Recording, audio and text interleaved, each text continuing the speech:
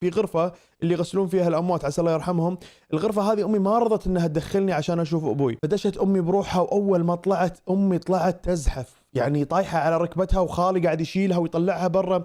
وضعها كان حيل حيل حيل صعب، مو قادرة تشيل نفسها، ومو مستوعبة شنو صار. إن الشخص الوحيد اللي كان لها السند وكتفها اليمين والجبل اللي تستند عليه في كل لحظات الضعف، واللي كان لها كل شيء بهالدنيا توفى، وصار راس مالها بهالدنيا أنا وأختي الصغيرة اللي عمرها 2 سنين. وأنا محتارة ما أدري، أختي تبكي وأمي تبكي وفي حريم ملتمين عند أمي، فأنا صرت محتارة أحط أختي على الكرسي وأروح أهدي أمي وأحاول يعني طولي بالك يما صلي على النبي. أنا ما كنت فاهمة شنو صاير، وما كانت فيني لحظة البكي اللي أبي أبكي، ما كنت مستوعب أن أبوي متوفي، ما كنت مستوعب معنى الكلمة هذه.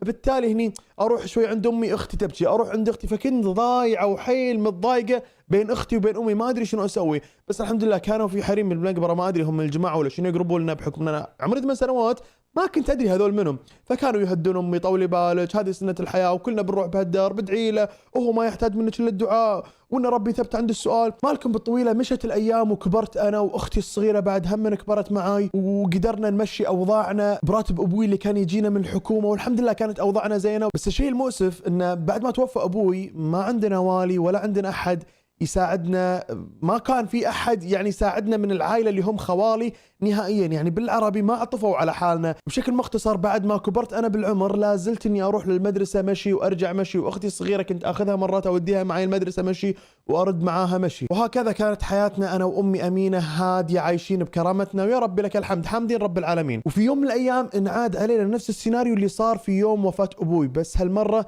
اللي توفى جدي ابو امي، ونعاد السيناريو مره ثانيه، ولكن هالمره انا كنت واعيه وكبيره بالعمر وافهم شنو اللي قاعد يصير. ولكن في لحظه العزاء واحنا ببيت خوالي لفت نظري شيء غريب جدا. امي طلبت مني اودي القهوه والتمر عند خوالي عشان اذا جوهم يعني الناس اللي بيعزون على الاقل عندهم شيء يضيفونهم فيه. واثناء روحتي لمجلس الرجال عشان اودي لهم ضيافه، وقبل لا ادخل سمعت خالي ايمن يكلم خالي مروان. خالي ايمن ومروان هذول اخوان امي، فسمعت خالي ايمن يكلم خالي مروان يقول له ما عليك، كل شيء راح يتوزع بيننا، احنا راح نمسك وندير كل شيء، بس انت لا تعلم احد. وبسبب صغر سني في هذيك الايام انا بالمرحله متوسطه وواعيه وفاهمه، بس انه بحكم براءتي ما فهمت شنو كانوا يقصدون انه بيوزعونها بينهم.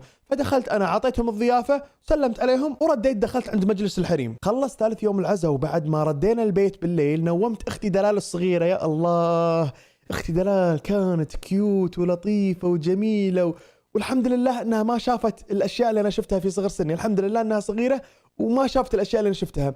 كنت انوم اختي دلال، اول ما نومتها سكرت عليها باب الغرفه وطلعت بيروح